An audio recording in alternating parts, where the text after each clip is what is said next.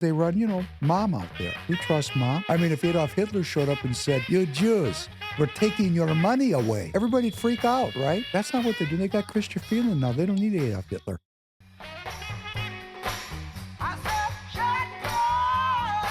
Welcome back to the Professor Penn podcast this February 27th evening for podcast number 186, which I call Friends Again.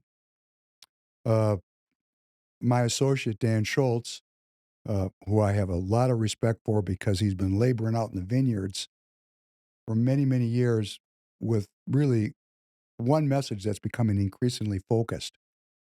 Citizens must, if they hope to maintain the republic, join the Republican Party. To that end, I'm joining Dan every Friday night at 9 p.m. Eastern, 8 p.m. Central on X space, not devoted to issues, not devoted to arguing. How do we get involved in our local party unit? That's the only thing we talk about there.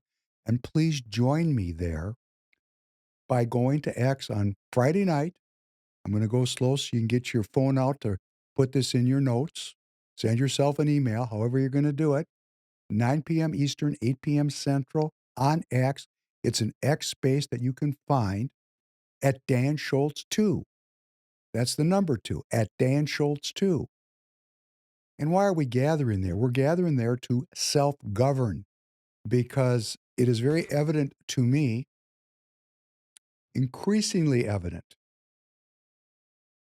that our professional political class is completely corrupt. Corrupt. And corrupt at the level of soul, not like stealing money. That's a downstream symptom of a corruption of the human soul. And we have to get American citizens back into politics, regular everyday people who live their lives with dignity, who do not lie as a matter of business. These people in these professional, we're going to talk about this tonight, they just lie. I mean, because they know that the American public is not paying attention. They're, as my friend Royce White says, people take their politics like French fries, fast food. And this is not a time for fast food. This is a time that we have to really focus. I mean, it happens from time to time, about every 100 years, when things just have devolved to the point that if we don't focus, we're going to lose our freedom. I mean, think back. We had World War II. Oh, that was a time we had to focus, right? Go back 100 years before that. The Civil War. We had to really focus, didn't we? So this is one of those moments in American history where I am asking every one of you, every single one of you, to please get involved. Now, I would be kind of a BS artist to send you out into the field and not go there myself. I'm a believer in the people that are senior in the deal. They don't sit back at headquarters. They're up at the front. And if you ever want to ask yourself why the Israeli military has been so successful, is because their senior leadership leads the charge. I'll give you a very noteworthy example. Benjamin Netanyahu, who's the current leader of the country, his brother led the very famous raid on Entebbe in Uganda when the Palestinian Liberation Organization had hijacked a bunch of planes and there was a bunch of Israeli citizens imprisoned by the PLO and with the support of Idi Amin. If you can remember President Idi Amin, you know something about history. Anyhow, there was a secret raid. The Israelis flew at night all the way from Israel down to Uganda, and they landed at the very airport where these prisoners were domiciled, and they rescued them. There was one death among the Israelis, and that was the Netanyahu, who was the leader of that raid. He was up front. He was killed. He was the first guy in the door. And that's how we got to do it if we're going to save our republic. Now, this is not some kind of shield for Israel. I'm just saying it shows the kind of leadership that we need. And so I'm encouraging you to go. I'm going. I'm running for the chair of my local Senate district, about 80,000 people, chair of the Republican Party committee that is responsible to implement the strategies and policies of the local Republicans. I'm running to chair that to serve my community. Tanner, good morning. Good morning. Can you please play this campaign video so everybody could see it? Do you support Trump? What's your answer? Yes, I do. Do you support Royce White? Yes, I do. Would you put that out publicly? No, I will not. No, I will not. No, I will not. When you have a Republican sitting in the White House, traditionally, the RNC should support that president and helping them implement their strategy across the country. Hello, my name is David Penn, and I'm running for your SD 45 Republican Executive Committee chairperson. I am sending this to you, asking for your vote, because it is my goal to spread Republicanism in SD 45 and win at the local level, at the state level, and at the national level. I want to help President Trump achieve his goals of restoring republicanism here in this great country. Now, the number one thing I think we need to do is to fulfill the mission of the SD 45 Constitution, which is to staff the precincts with precinct officers that are activated and work in their neighborhoods for these goals. Now, throughout the state of Minnesota and throughout the country, the precincts are unstaffed. Only about 50% of the billets nationally in the party are actually staffed. And that is not an accident, because the professional politicians that run the party and who get elected to public office do not want citizens involved in the political process. And why is that? They can't control the citizens. The citizens may have different ideas than that professional political class. For example, in SD 45, I, Minnesota citizen, asked as a member of the board for Kathy Folk, who was running for state senate in both 2022 and 2024, to take a full-throated approach to spreading republicanism and American nationalism. Both times she rejected that idea, and both times she lost. Now, my question is, are we going to keep doing the same thing over and over again and expect a different result?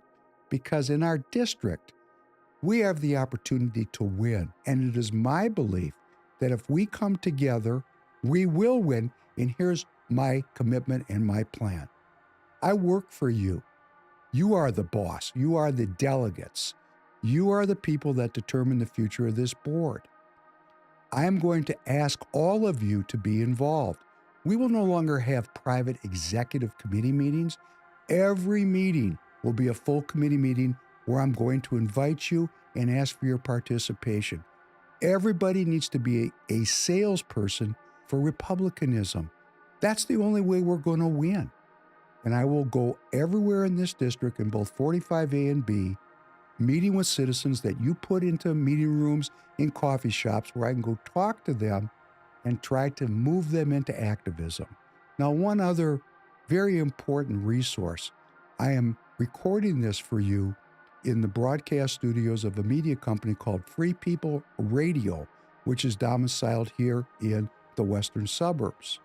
Free People Radio has been open for less than 2 years and is now receiving almost 5 million views a month. We have a powerful tool of media, of social media, of building a brotherhood and sisterhood of Republicans that come together and create the kind of community that you and I want to live in. I want unity. I'm going to demand respect, and I only have one request. Please stop lying. Republicans do not lie. We are an anti-corruption philosophy. Let the communists lie, and let us be absolutely honest and truthful so that our voters can tell the difference. My name is David Penn. I'm looking forward to being with you. I'll be the last person leaving the room. I'll be the first person getting there. I'm absolutely committed to creating a Republican state here in Minnesota. And I'm asking for your vote and for your help in accomplishing that mission.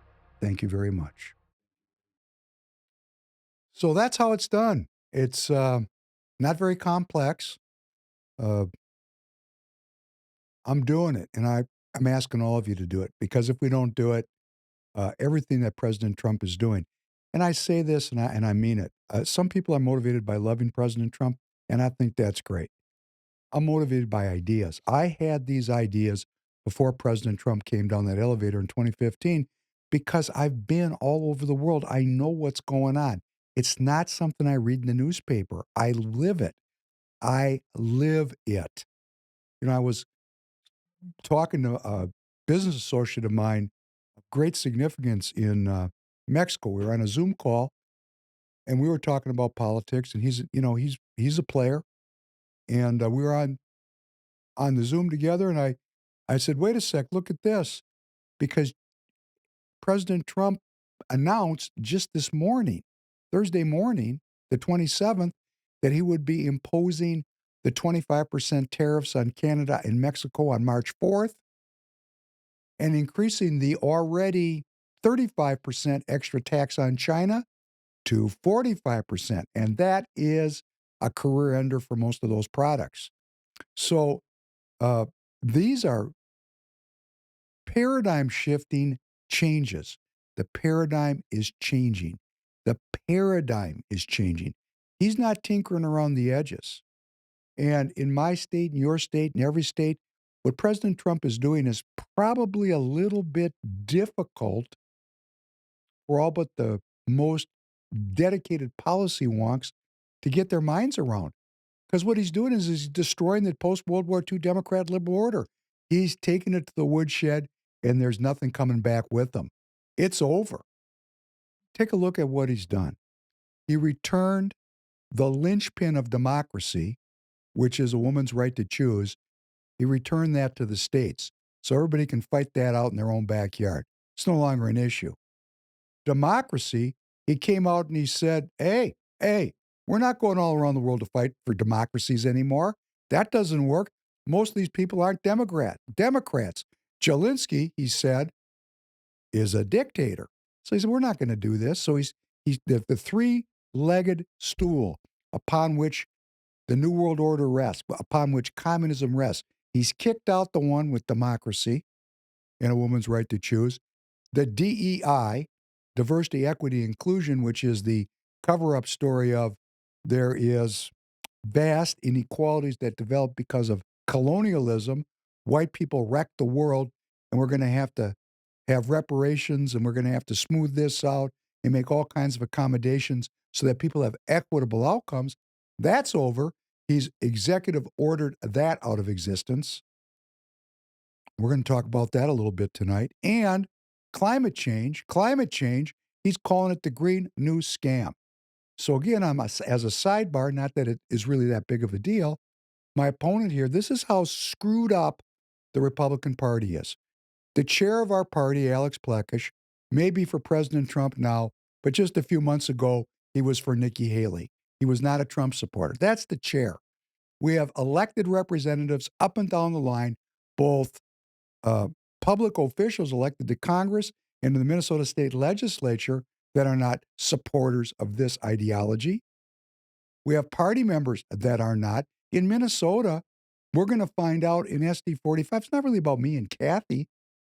I mean, if more of the delegates support Trump, I win. It's just that simple because she doesn't support him. So, how can we have a party with a sitting president who's trying to enact a set of policy initiatives when the party apparatus is working against them? We can't.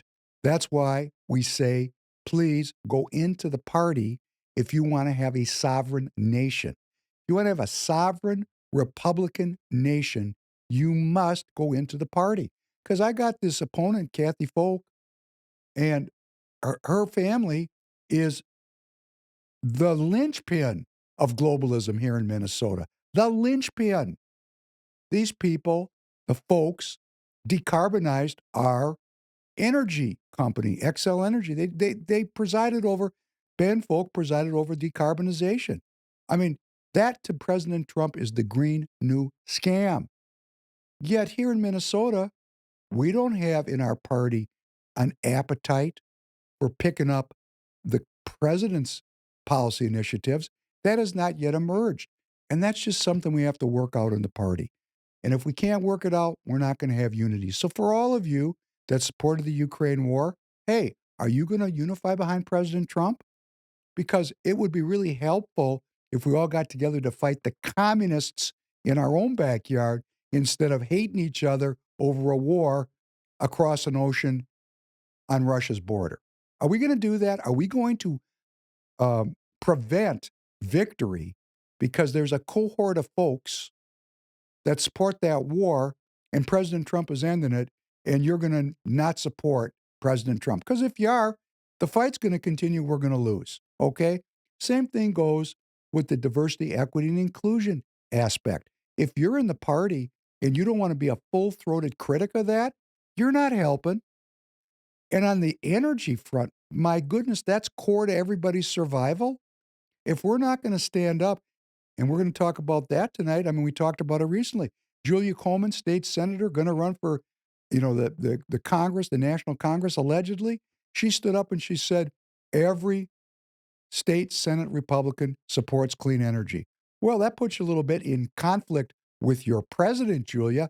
If we're not going to unify around this agenda, we're going to lose. So my plea is, as I run for this role, we got communists right here in our state. Somebody posted up as a response to my last podcast, I must be a cult member because I'm using the word communist. I can't help it if a viewer is not aware of what's going on. He can go back and look at 185 podcasts where I lay out communism here in the upper Midwest. We're in the belly of the beast. What makes it communism? Willing to go all over the world to fight for democracy. That's communistic. Making sure that everybody has equitable outcomes, which is a core idea of the Democrat Party. That's communistic. And making everybody poor so that we can have clean energy to save the planet. That's very communist. These are communist ideas. They're not Republican ideas. Here's the Republican idea. We are very wary of any foreign entanglements. We do not believe in a strong Leviathan central government.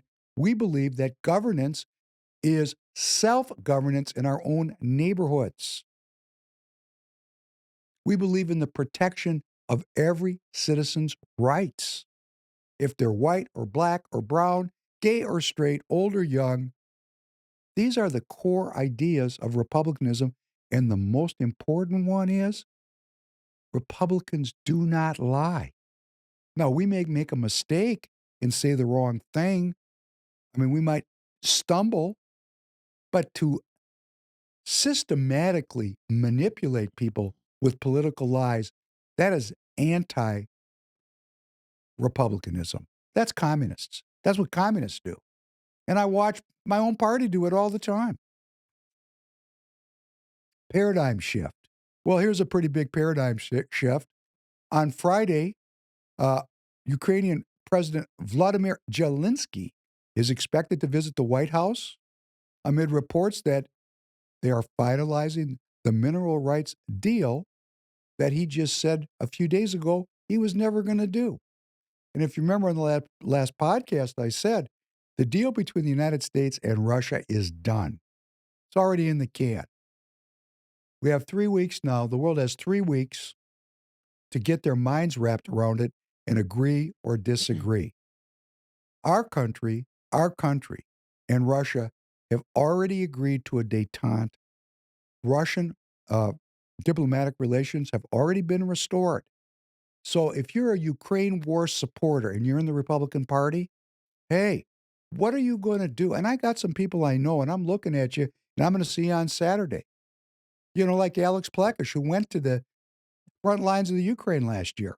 What are you going to do, Alex? Are you going to come out and support President Trump's détente with Russia? Because I think you need to. You're the leader of the party. Because aren't we all connected in supporting the president? Are you going to disavow the candidacies of people who are not willing to support President Trump publicly, which is a big section of our Republican Party. That's why we're fighting. Now, before President Trump won, people lectured me all the time on unity. All right, I tried.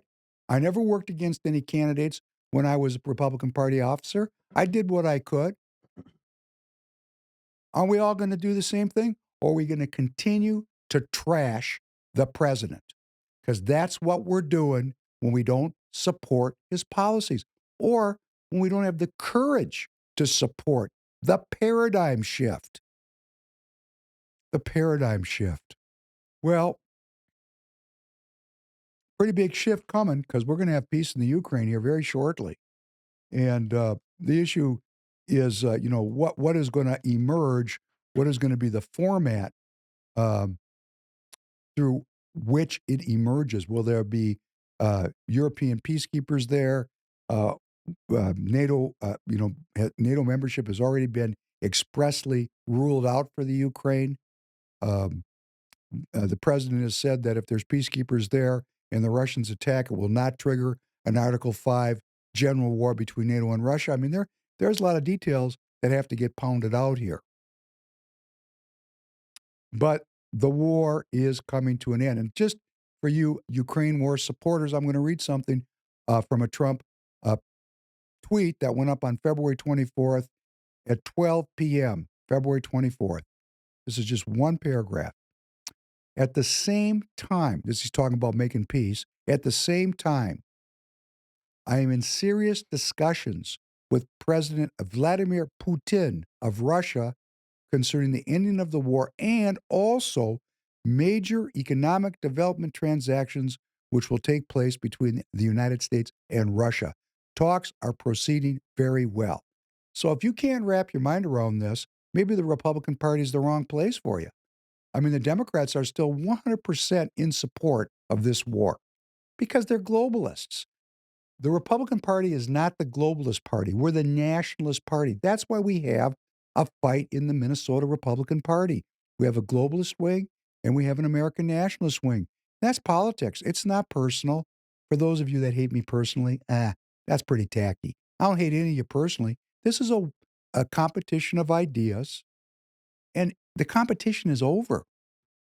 Trump won. Let's get together with unity.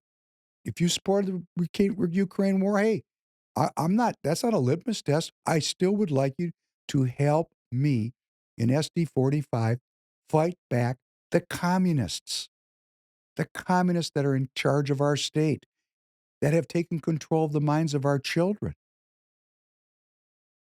I mean, it's all hands on deck. It's really deep. Okay, you Ukraine war supporters, listen to this one. This will blow your heads right off your shoulders. In a dramatic shift in transatlantic relations under President Trump, the United States split with its European allies by refusing to blame Russia for its invasion of Ukraine in votes on 3 UN resolutions this past Monday. Wow. So, according to the Trump administration and its UN representative, Russia is not to be blamed for starting this war. Whoa, that's a rather unique. That undoes, I don't know, 75 years of American foreign policy, which would make one ask themselves, is it possible that with 3 television stations for most of that time period, we, the American people, were gum-dipped and misled? It is possible, right? Couldn't we question? I mean, because I question my own beliefs constantly. I mean, that's called reality testing. This is an interesting thing about faith. And, I am a believer. And there is this thing where you go into faith, and Christ said, if you have the faith of a mustard seed, you can cast a mountain into the sea. And that sounds quaint, doesn't it? I believe it. I actually believe that. So then it comes up, well, if you believe that, why doesn't it happen? Well, because you have to have total faith to do it. But there's a long way to go before you get to total faith. You have to stop sinning first. And I'm still working on that part of it at the end of my life. So for anybody I've offended, for any mistakes I've made, I am truly sorry. I mean, from my heart. I don't mean to offend anybody. I've made the mistake of being controversial. I just wish I'd showed up and voted. I don't want to be in my personal life, nobody hates me. I mean, I get along with everybody. In fact, a lot of people love me. But, I was so incensed by the lack of insight, the lack of historical knowledge, like Larry Frost and CD3 on the executive committee. History doesn't matter. That's why I call him Mr. History Doesn't Matter. I mean, anybody that says history doesn't matter, that doesn't know the history of what's happened between Russia and the West for the last 250 years, and then just write it off. We're going to start history when the Russian troops and tanks cross the Ukrainian border. Okay, well, you can. You can do that, but it's just not very accurate. It's propaganda. And what President Trump is saying is we need to take a wider view of this and look at things from the other street corner. And that is not something we, the people, have been asked to do by our leadership. We can have a vigorous debate and disagree with eloquence and still be Republicans and work together to defeat Tim Walz, to defeat Amy Klobuchar, to get Tina Smith's seat, and to get, the rest of these tomato cans out of here because we got the wind in our sails if we only have the courage to tell the truth. And that's the real bottom line of the whole deal. If you're a professional politician and you look at it and you go, geez, this is my job.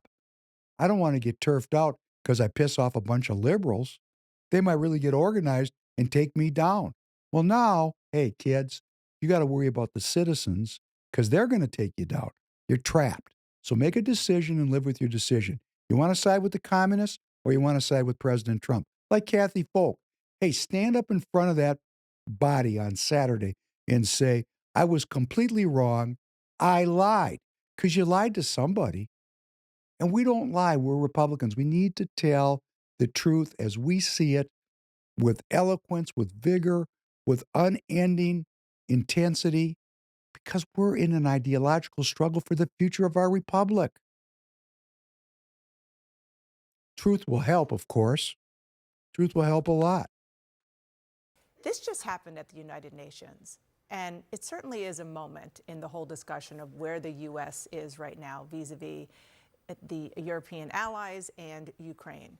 There was a resolution that passed at the United Nations marking the 3 years of the war.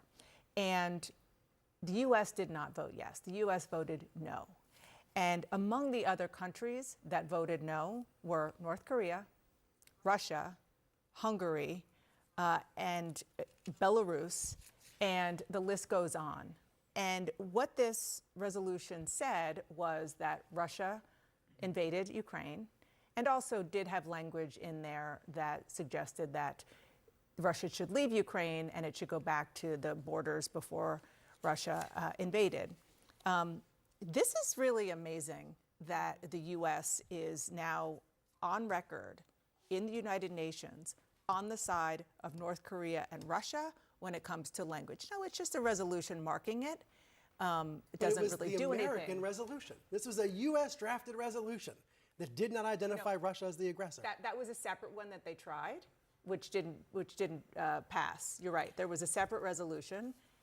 But as the language is upgraded, the U.S. says we're not going to agree to this. Right. We're not going to call Russia the aggressor. Which is why they voted no. At the UN. Yeah. But I think when you take that in conjunction with Vance's remarks at the Munich Security Conference, which is, of course, a very important sort of international event, where he really focused on sort of these cultural issues and laid into Europe quite strongly, what it seems like we're seeing is a repositioning of the United States away from the nation's traditional allies in Europe and towards Russia. And it's just— Can you stop for a second? Okay, this is hyperbole and spin. The United States is not repositioning itself away from its traditional allies. What the United States is doing, what Donald Trump is doing, why I would like to support his ideas, because his ideas are going to live on after he's through as a politician. What he's doing is he's trying to bring about global peace and prosperity. Peace and prosperity globally. We're not leaving behind any allies.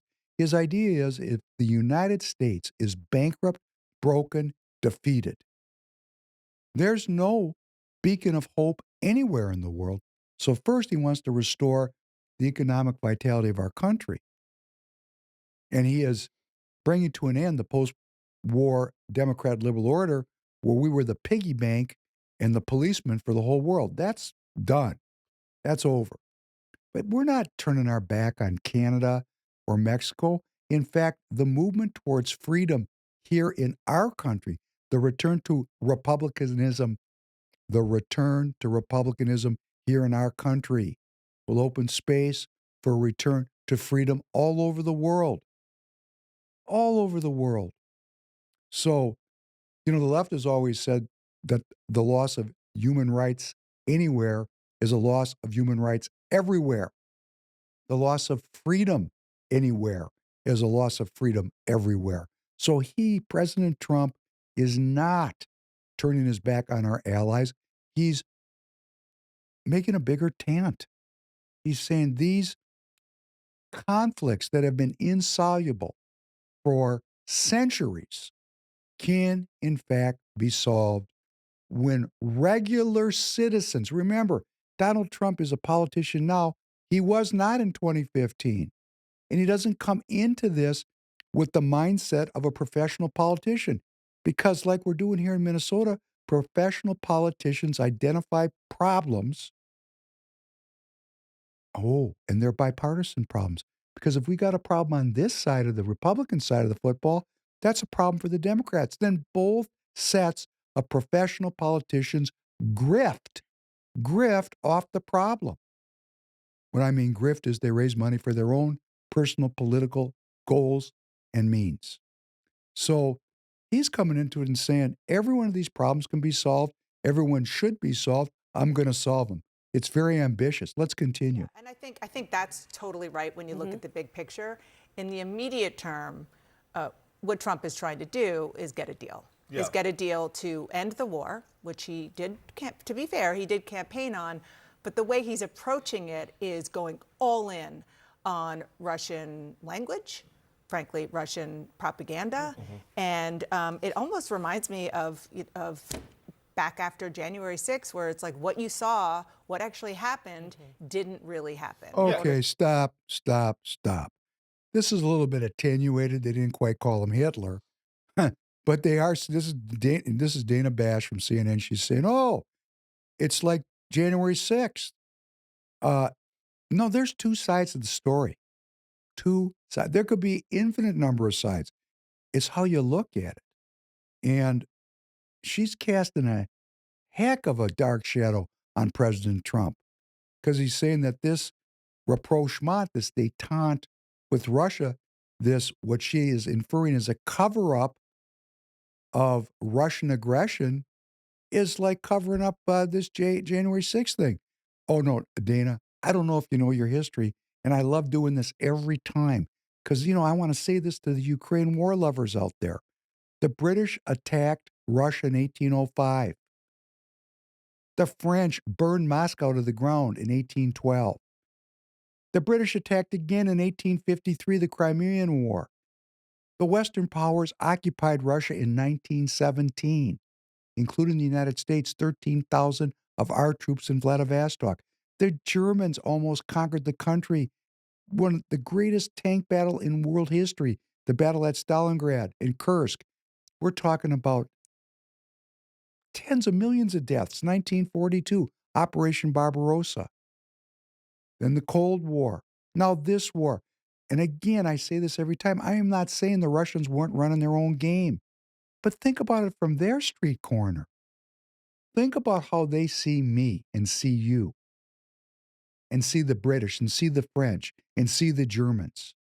And see the Ukrainians who they fought after their revolution. The White Russians, go back and watch the movie Dr. Zhivago. There's the White Russians. That was the counter-revolution against the Bolsheviks. Those were Ukrainians. I mean, think how they see it. Think how they see it. So President Trump is saying, yes, your viewpoint has validity. Let's balance this out in the interest of finding peace. Peace. Because if there's no truth, there's no justice. If there's no justice, there's no peace. We hear that a lot, no justice, no peace. But if there's no truth, if there's no search for truth, there can't be real justice. Let's finish this one up. To get what he wants. It's a kind of Jedi mind trick to get you to forget the facts that we all kind of saw ahead of us that obviously showed Russia's aggression leading to this conflict. I think Lisa's right on the big picture. It is a repositioning. Stop for a second. You don't need a Jedi mind trick when the person you're listening to has no friggin' idea what he's talking about. Let's go on. But it's a repositioning in which the Trump administration has sought to do because that kind of transactional nature, if we don't know who's our friend, who's our foe, it can change day to day, is what he sees as his negotiating power. But I think what the larger kind of world sees as just Donald Trump's personality, right? Like the flattery works, that he could have him turn against others. But he's been fairly consistent in terms of parroting Russian language, as you've said, which has caused alarms, I think, even within his own party. The only thing I would add, Stop though, again. Yes, if you're a Ukraine war supporter in a Republican Party costume, it is causing you alarm, isn't it? Woohoo! President Trump, he's a Russian agent, right? No. And this whole thing about flattery and emotions, this is just, I hope this guy really believes this, because that would be a hell of a Jedi mind trick by a very masterful business person to make everybody believe something that wasn't true. Look over here while I actually make peace break out. Okay? That would be cool, wouldn't it? I don't know what the outcome's going to be, but I know these people have no idea what's going on. Let's continue. I would add, though, is if I remember back to the electorate in last year, there was a big turn against foreign aid, against investing in Ukraine. And I think even the framing of that as European interests rather than an American interest is one that Donald Trump has seized on to be able to create a wedge between his kind of portion of the electorate, which I don't think is just a MAGA base, but I think it's kind of a cross-demographic one that has not seen this as the biggest priority. I think that's a really important point, and I don't think it's something that we can lose sight of. That, America first, whatever that means, depending on what flavor of it you're talking about, does have support beyond the base. That's why I think the distinction matters about, does Ukraine feel like an American interest, right? Can America first can lead you to invest and support them? That's not what they've done. But is there a way to follow up on those campaign promises, pull back from Ukraine, and not be falling all over himself For sure. to parrot Russia? Just listen to Stop for a second. He's not parroting Russia. He's not a parrot. He has listened to and spoken to many historians who have broadened his perspective on the last 200 years of history, as I've been trying to do for 185 podcasts. He is not a Russian apologist. He's not a Russian agent. He just wants peace. I mean, he's a business person. He doesn't want to have an economy that is dependent on war. Let's finish this. To listen to what Steve Witkoff said. Well, actually, first let's listen to Pete Hegseth, followed by Steve Witkoff, who's the president's envoy to the Middle East, but he's involved in these issues. Fair to say Russia attacked unprovoked into Ukraine 3 years ago tomorrow. Fair to say it's a very complicated situation. The war didn't need to happen. It was provoked. It doesn't necessarily mean it was provoked by the Russians. There were all kinds of conversations back then about Ukraine joining NATO. The president has spoken about this. That didn't need to happen. That's what I'm talking about. Right, it's giving away the game entirely. And at least it is pretty explicit, at least it's pretty obvious what's happening. Some of this I fear is about illiteracy on the part of the voters, not knowing, for example, about the spending that's going to Ukraine that's actually funding American technology, right, funding American manufacturing plants. Oh, stop. Brian Stelter, from the mouth of babes comes great truths. Oh, Americans don't know that this is holding our economy up, this war. The money, yes, he's right, going right to American defense contractors. We're going to talk about that in just a few minutes. That's correct, Brian.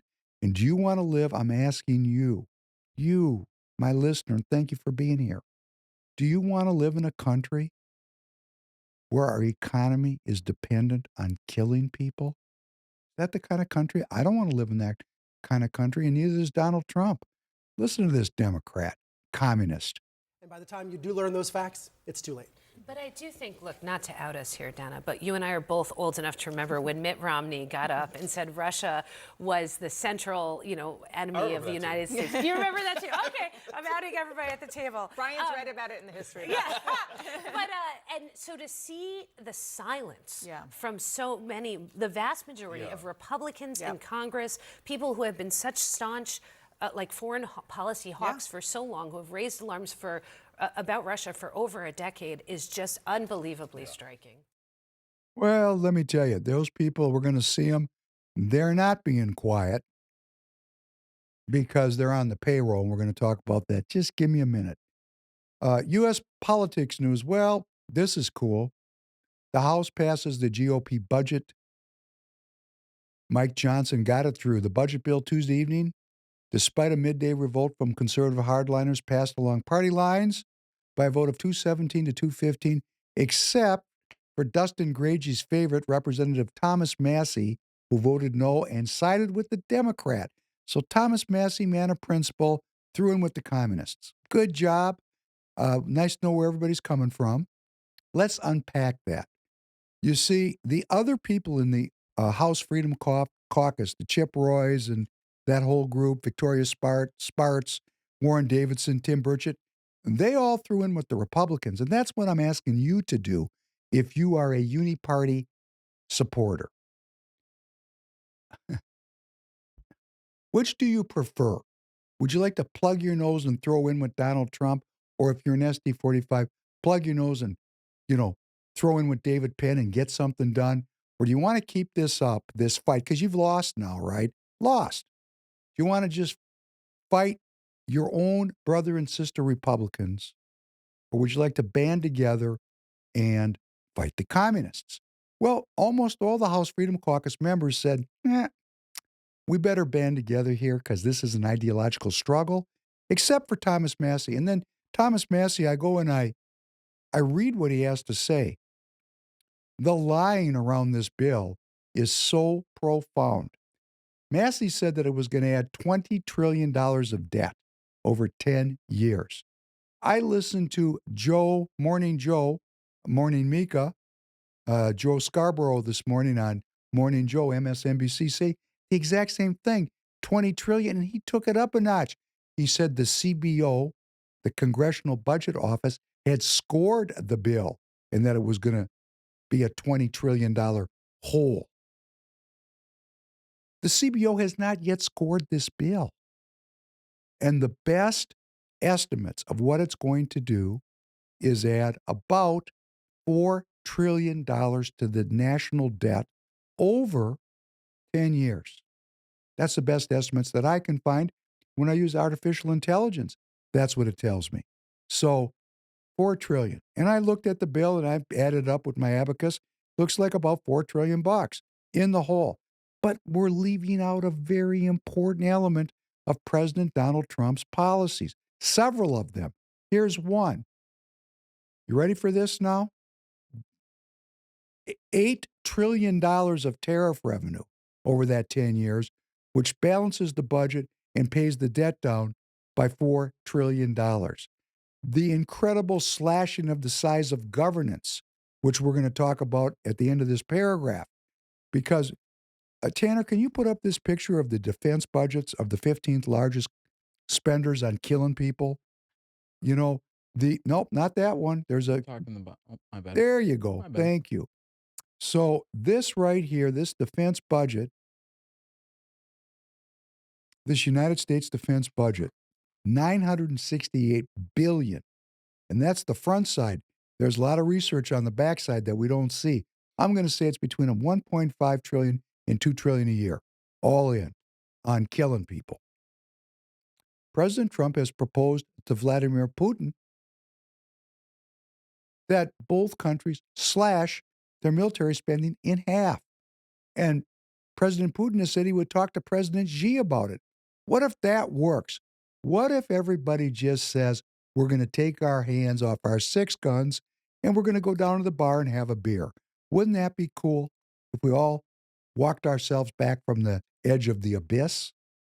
There's $500 billion a year of savings, let's just say. President Trump intends with these continuation of these tax cuts to prime the pump of a renewed consumer economy. Economic growth works. So class warfare, which is what you're really watching when the Democrats talk about tax cuts for billionaires, yeah, they're going to get tax cuts. You know, when I sit down and think about this in the dark of night, all by myself, paying taxes since I was, I don't know, it was 1977. I remember when I got my first paycheck and there was deductions, a little stub with deductions. I actually went to my boss. I said, "What's this?" And he explained it to me. I thought to myself, what kind of scam is that? I still feel that way. Always paid my taxes. Why? Because Republicans do believe in the rule of law, and we do believe in our country. We do not lie. So I don't have any exposures to manipulating the system or um, doing things for avarice and greed. I don't have that. There's more to this life than money. Of course, when do you find that out? In your last breath. When all of your life passes before your eyes and you say to yourself, what did I do for my country? And if it turns out you robbed it, you take that with you forever. So this budget passed. I think that if we give it some time, it's either going to be or it's not going to be. If President Trump doesn't bring a balanced budget about, we're going bankrupt. He seems to really be focused on it. I hear Elon Musk say it over and over again. These people are saying we're being lied to. I believe people. I believe the words that are coming out of their mouths. But you look at this defense budget, $968 billion.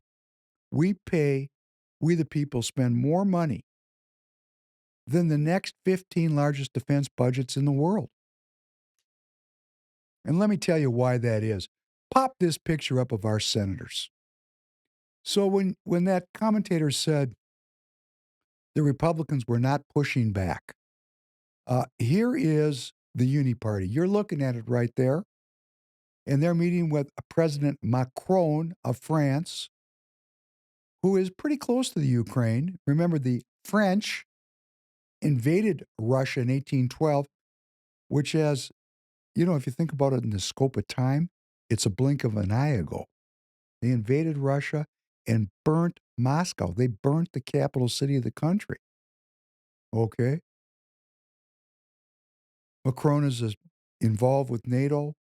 He has been very vocal in his desire to put French troops into Ukraine, as have the English. He has armed the Ukrainians with very high-tech French military hardware. And these people got together to publicly state their support for the Ukraine. There's Amy Klobuchar right in front there, next to Roger Wicker. They actually look like a good married couple. Two neocon war hawk liars. Fantastic. There's Bennett from Colorado on the far left. Complete ass. Tom Cotton. Oh, Senate Majority Leader Thune from South Dakota right in there. Dick Durbin. Man, Susan Collins. This is the cast of characters that rule over us because we are not involved in politics. Like, for example, if you're a Republican and you're in the state of Minnesota and you join me and we rush caucus in 2026 and we bring 1,000 new people into the party in CD3 or 10,000 new people into the party statewide, we will get a candidate and a set of candidates who will actually stand up to these people. And let me tell you why these people are so warlike. Let me read this for you. This is from Grok, and I say this, and I got this disclaimer up on the front and back end of the podcast now because I'm using a lot of artificial intelligence generated facts, which I'm not sure they're right or wrong. So I just don't want to get sued. But I said, Grok, how much money has Tom Cotton, Republican of Arkansas, taken in from defense contractors? And Grok said, $600,000 to $700,000. How about Roger Wicker? 850,000 to 1.1 million. John Thune, Republican, South Dakota, 850,000 to 1,050,000. Seems to be about the right price to buy these people. How about Susan Collins, Republican, Maine? Well, she worked it for a little bit more, a million to 1.3 million. Amy Klobuchar of Minnesota, very, very modest in comparison, 225,000 to 320,000. But of course, she's raking in on the healthcare side. Michael Bennett, he was pretty mellow, 315,000 to 435. How about Dick Durbin, Democrat, Illinois, 950,000 to 1.2 million? That seemed to be about the price for these senators. For about $1 million, they're going to vote with killing people. Chuck Schumer, whoa, everybody knows Chuck. He really raked it, 1.6 to 2.1 million. Pat Leahy, Democrat, Vermont, always likes to point himself, he likes to position himself as the moral voice of the Senate. Mr. Moral. Maybe only $910,000 of defense contractor contributions. Oh, here's Jack Reed. Everybody loves to love Jack Reed. He's a veteran. He's a veteran after all. Democrat, Rhode Island, 1.1 million to 1.7 million. Wow. Now you're starting to see how grok can change politics.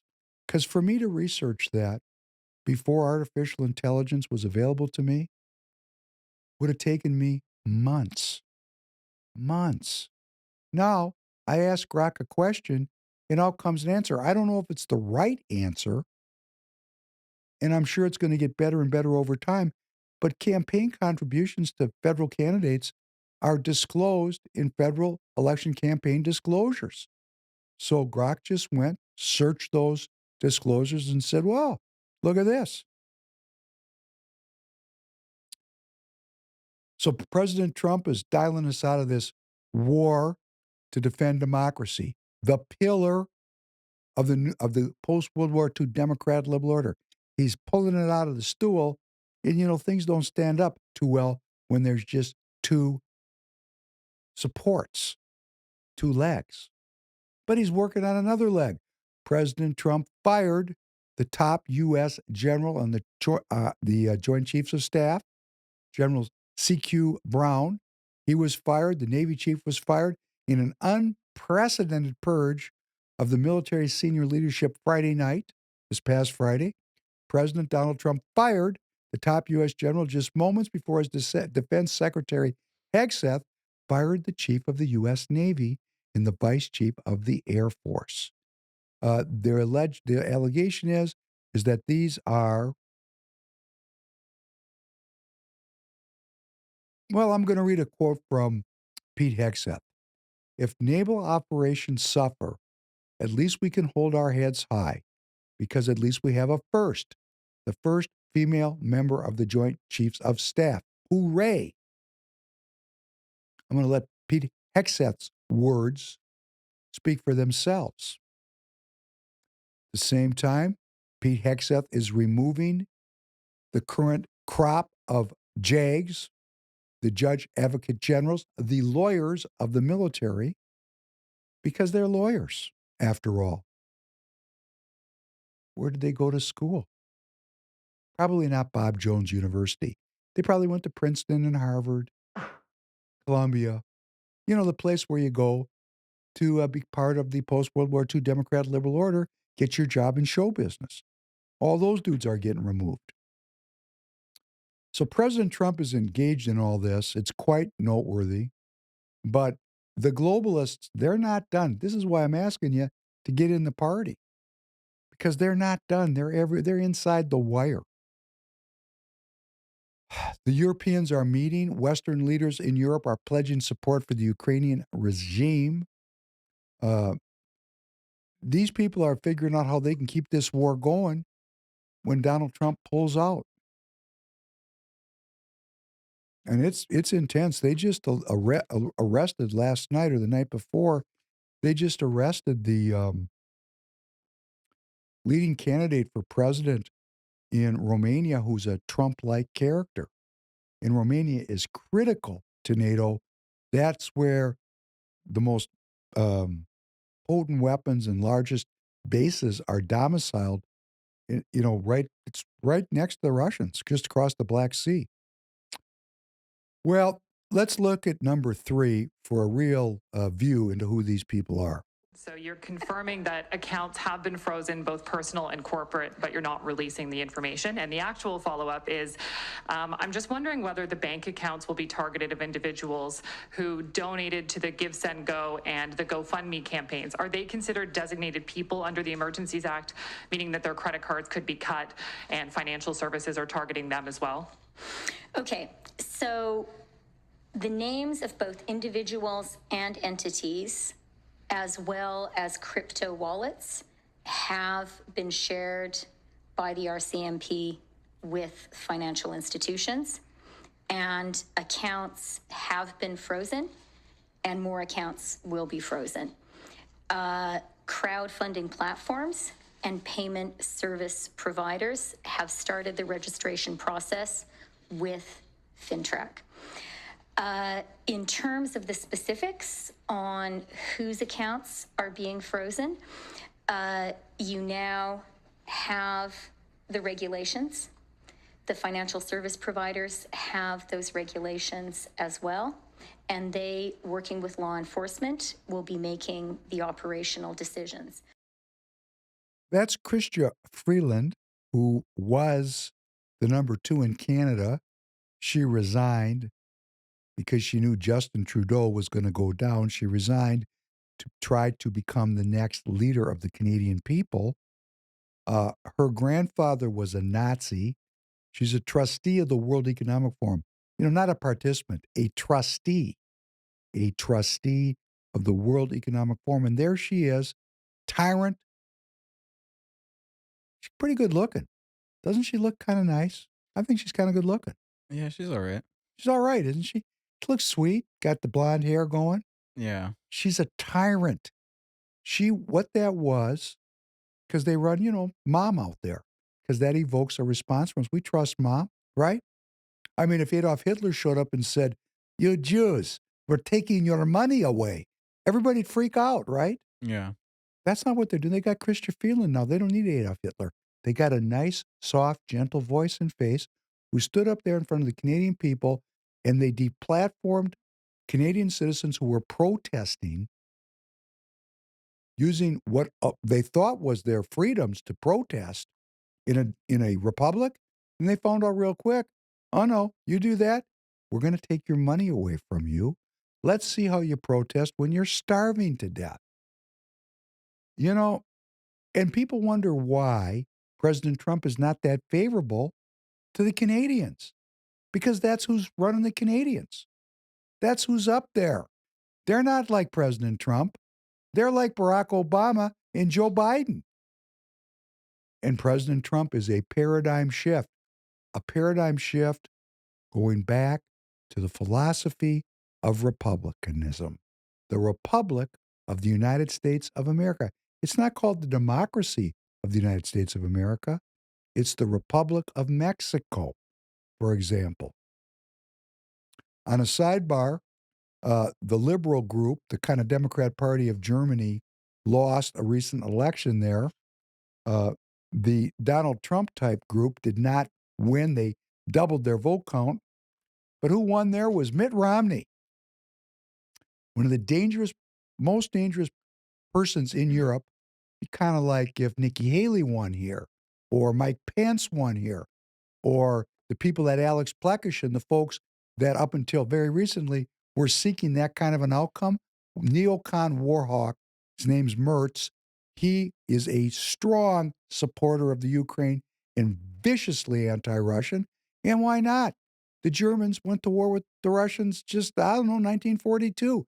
It's not that long ago. Maybe his grandfather was a Nazi. I should look it up. Can you look it up on artificial intelligence and see if the new elected leader of the coalition government in Germany, Merz, M-E-R-Z, was his grandfather a Nazi? Just out of curiosity.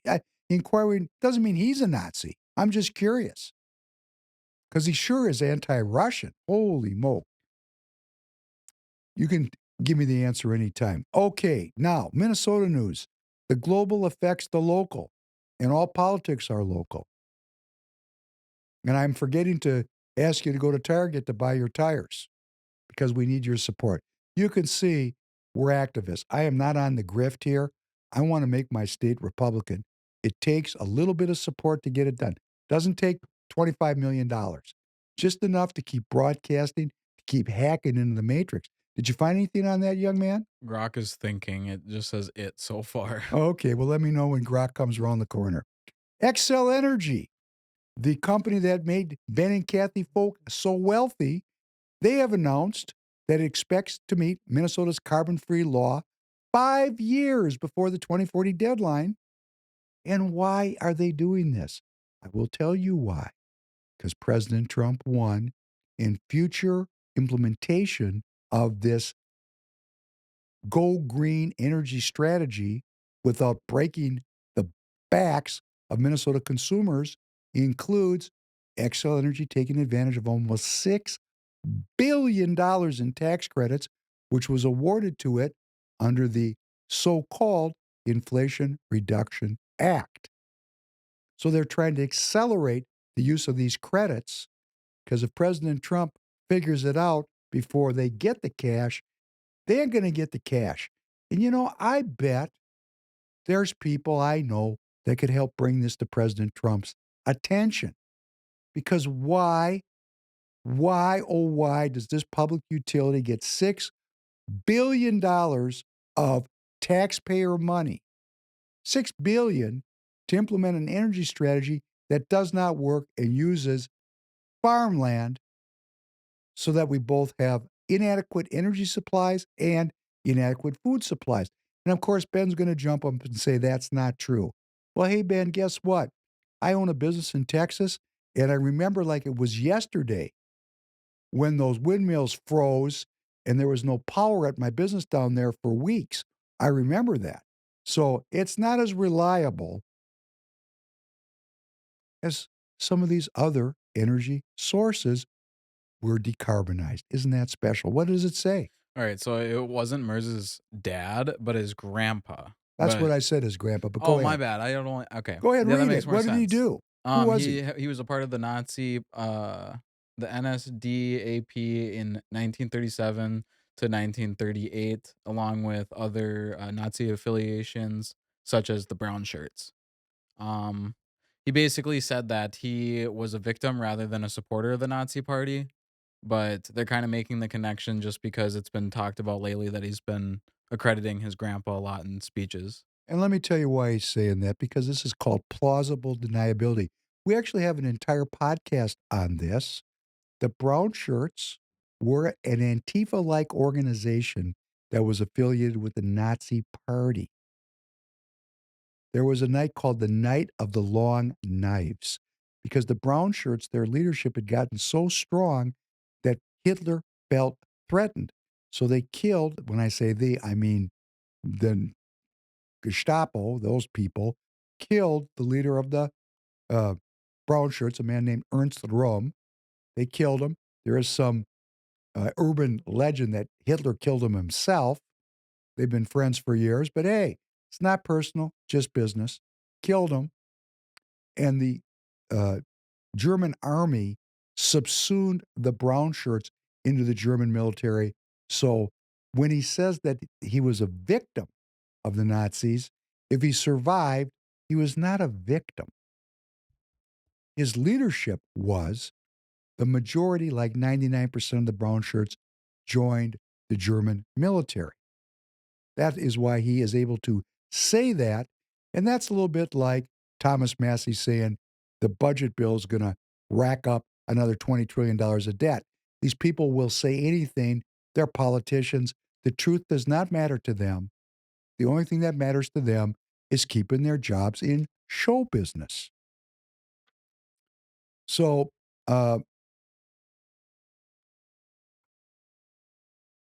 President Trump, undoing the endless war to defend democracy, one leg under the stool, undoing DEI, as we're seeing in the military, another leg under the stool. Here's another piece of evidence about that. St. Thomas loses its second grant to cuts in DEI, locally, but this is going on in your state too. The University of St. Thomas lost a second grant in the last month related to teacher preparation after the U.S. Department of Education terminated the funding last week, saying the program was related to diversity, equity, and inclusion. So apparently, St. Thomas has been getting grants to help teachers get accreditation and give them some money along the way from the government so that we have equitable outcomes. Okay, that's over. What President Trump is doing is pulling that leg out from underneath the stool, and then a green new scam. Hey, Kathy, green new scam. Green new scam. So what are we doing here? We are, as a Republican Party, united in ending the post-World War II Democrat liberal order by giving up our endless war to defend democracy, by ending the idea that we all have to have equitable outcomes, and by calling this energy strategy a scam. That's what our president is doing. Are you down with that here? You know, Jim Nash, Julia Coleman, you know, all of our leadership here. Are you all seeing this? I mean, first of all, I have to ask myself, do you even understand it? I mean, that'd be a good place to start. We could all get together.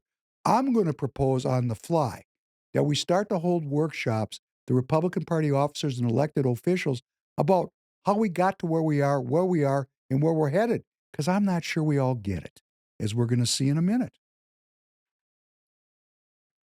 And that minute is right now.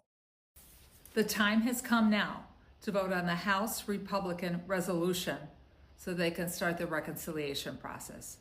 I've listened to the debate this afternoon. No cuts to Medicaid. No cuts to Medicaid. Well, yes, let's have the facts clear here. In their little piece of legislation here, the Republican budget resolution directs the Energy and Commerce Committee to cut $880 billion. Well, that's where Medicaid is located. So you know what? It's mathematically impossible to achieve an $880 billion cut in the Energy and Commerce Committee without cutting Medicaid.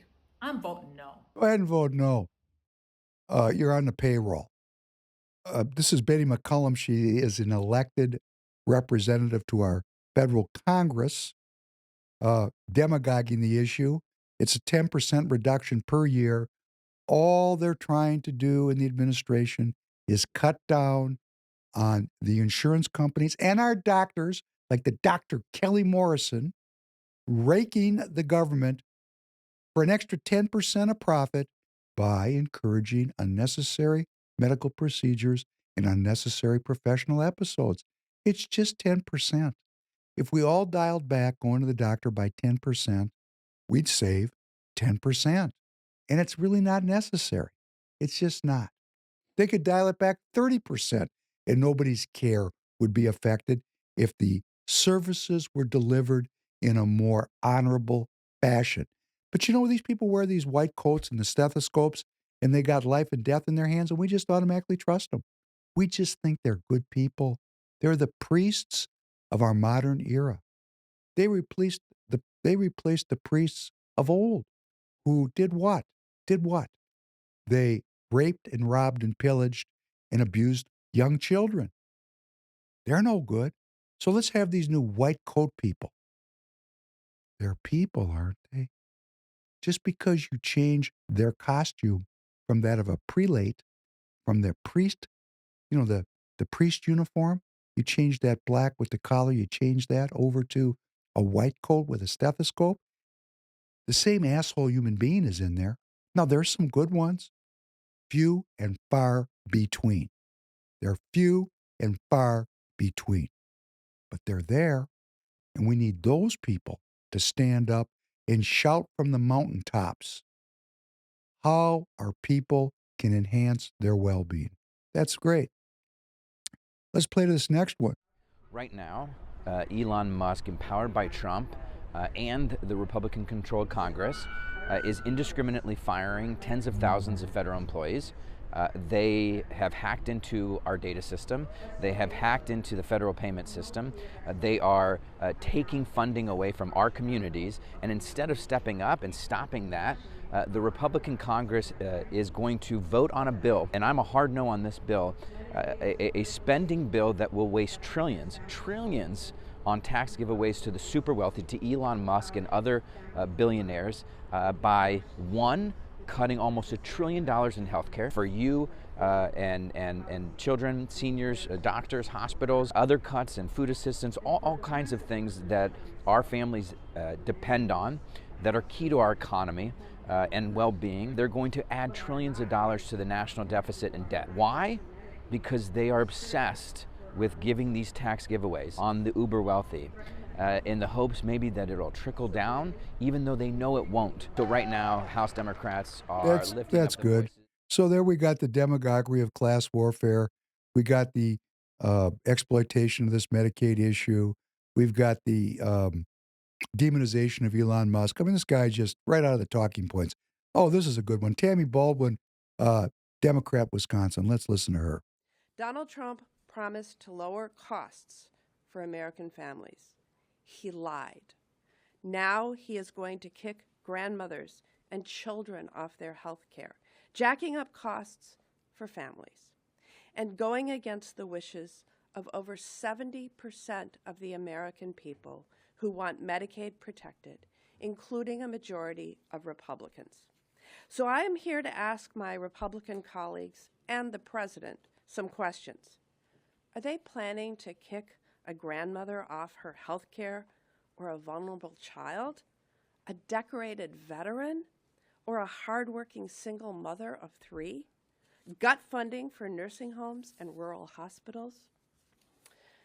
This is a warning to our colleagues.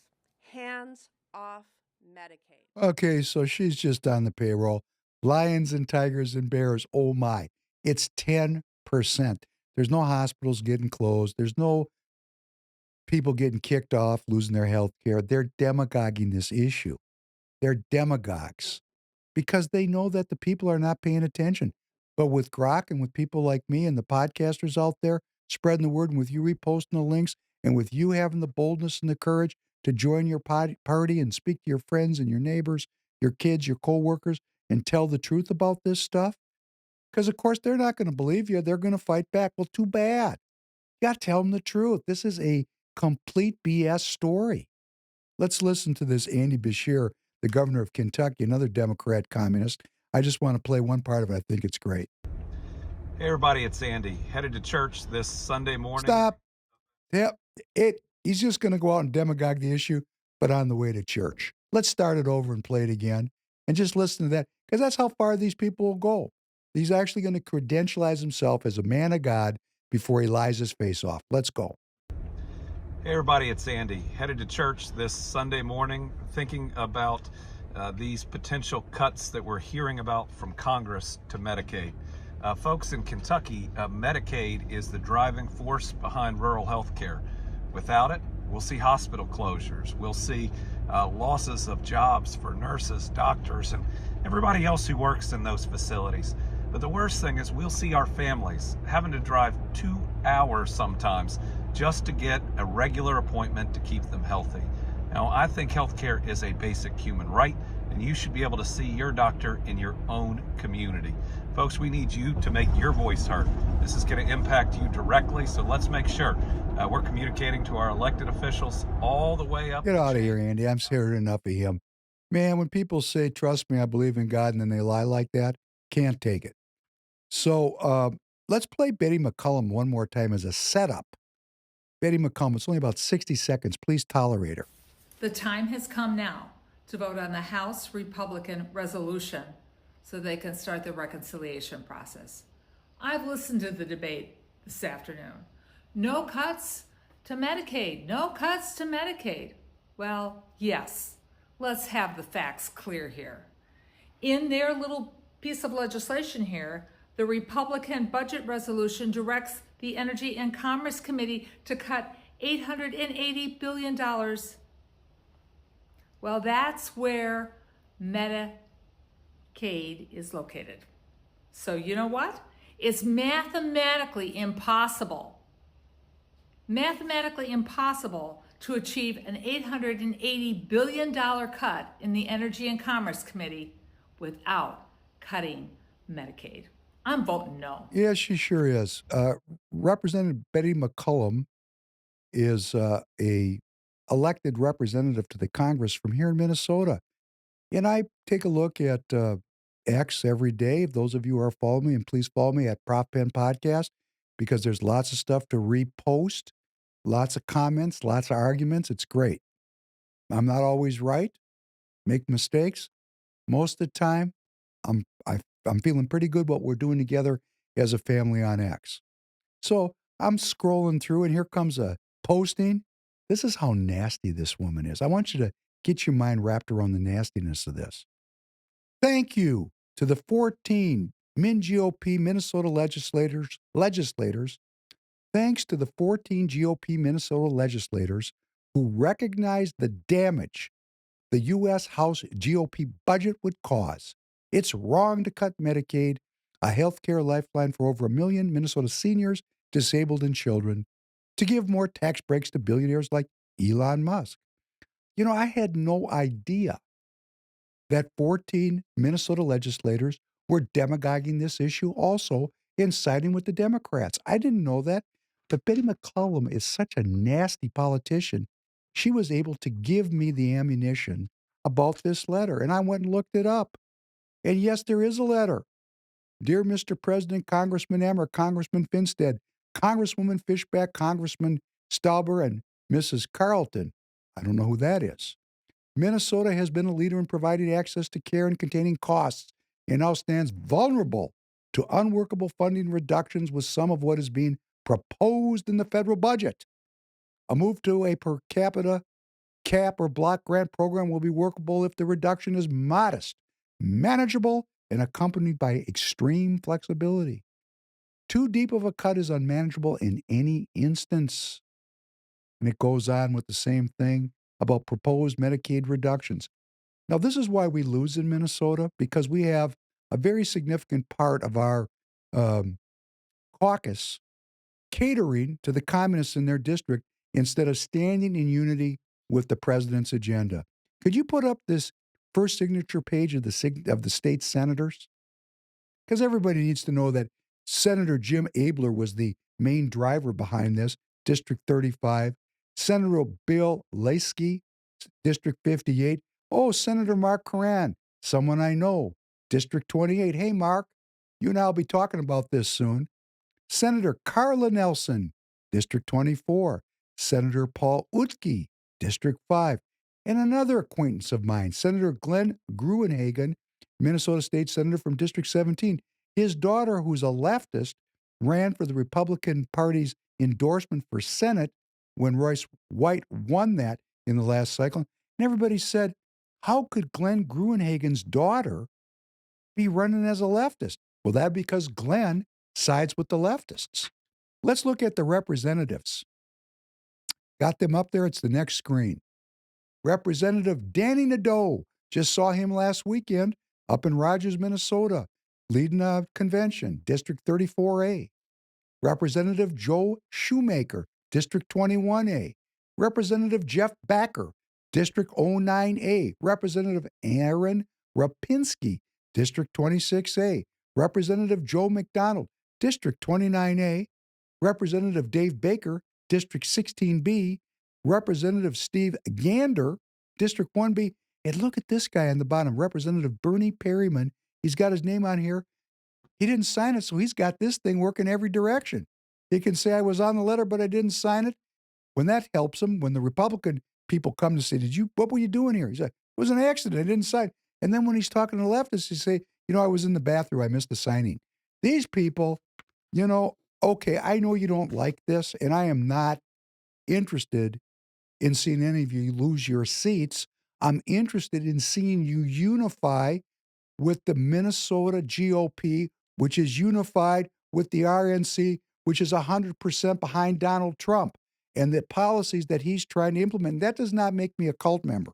Let me tell you what that makes me. That makes me a strategic realist. A strategic realist. I like to play that clip from Dr. Strangelove when General Jack D. Ripper sends the B-52s to bomb Russia with nuclear weapons by himself. There was no coordinated plan. He just sent those bombers on his own volition. And what he said was, hey, you all better throw in with me because if you don't, the retaliation is going to take every one of us out. Do you all understand what I'm trying to say? It's not up to us as Republicans. We're either going to win this ideological struggle or the communists, when they get control of this thing, Glenn Gruenhagen, do you think they're going to care that you sent this letter? They're going to round you up and your whole family up. What are you doing? I've spoken to you before. Who are you lying to? You're lying to somebody. Please, that's another thing. Republicans, we do not lie. If you really support the Democrat like this, go caucus with the Democrats. We can deal with it. Hold it. This is a good one. Is everybody listening? Deranged Jack Smith. We're going to call it the Deranged Jack Smith signing or bill. Go ahead. One law firm that provided pro bono legal services to the special counsel's office under Jack Smith's leadership was Covington and Burling. As a result of those actions, we're now going to be suspending and putting under review the security clearances for the attorneys and employees at that firm who worked with Jack Smith's team. And we're going to continue holding the people who were responsible for the weaponization of government and who supported it accountable for what they did. And you'll be doing this with other firms as time goes by, right? We're looking at sort of the whole panoply of options there. The weaponization of our system by law firms, even pro bono work they're doing just in order to clog up government, stop government. And nobody knows about it more than me. And hopefully that'll never happen again. So that Covington and Burlington? Is that the... Covington and Burling. Okay. Mr. President, may I ask you a question about Europe?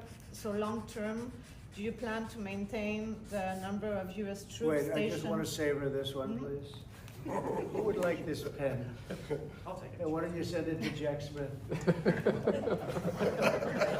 A deranged person. Mr. President, what do you say to people who worry that targeting an individual firm or individuals who aren't Jack Smith for his actions? I've been targeted for 4 years, longer than that. So you don't tell me about targeting. I was the target of corrupt politicians for 4 years, and then 4 years after that. So don't talk to me about targeting. So this is a very important event in American history. Our society has 4 professional classes that are bound by what's called the professional ethic: lawyers, doctors, priests, architects. These are the people who we call them professionals because they profess to know more than we do.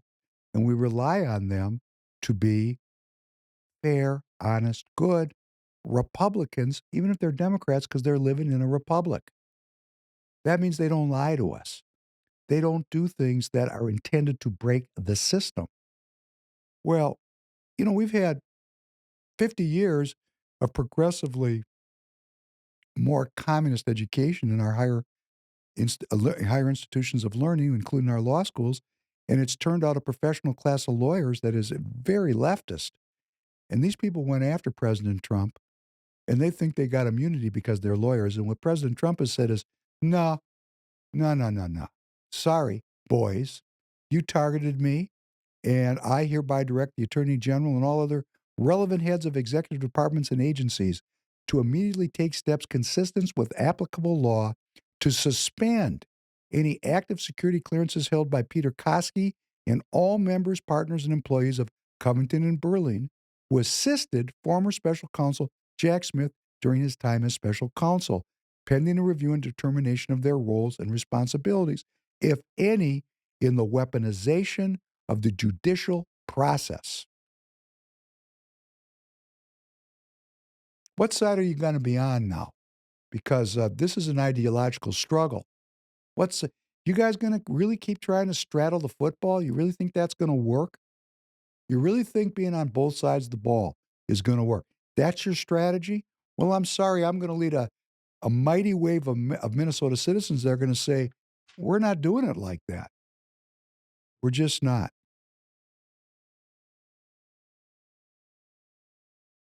It's time for a first turning. It's time to refresh the republic. It's time to remember what it is to be honest. It's time to remember to be consistent. It's time to remember that politics can be sacred if the people that practice it have honor. And this is something that is a good way for a transition into the end of the podcast for me tonight, because this one's personal. Please play number 9. Holocaust, obviously invoking, a horrible, horrible thing that took the lives of ancestors of yours and ancestors of mine is evocative. I would also think it might be controversial. People might think, how can you possibly compare what happened in Germany in World War II to what's going on here in the United States? Well, we're talking about the death of a constitutional republic. That's what happened in Germany in 1933, 1934. And we're seeing today that you've got an administration in Washington that's ignoring court orders. Stop for a second. Okay, so what we have here is 2 cultural Jews, Jake Tapper, the interviewer, and Governor J.B. Pritzker of Illinois. I know they're both Jews because they started making those, and I just know that. I actually know somebody in Pritzker's family, so I know they're Jewish, culturally, not Jewish the way I was Jewish being brought up. And I didn't know Jake Tapper was Jewish, but he said that my ancestors were killed at the beginning of that, so I could assume that he might be Jewish.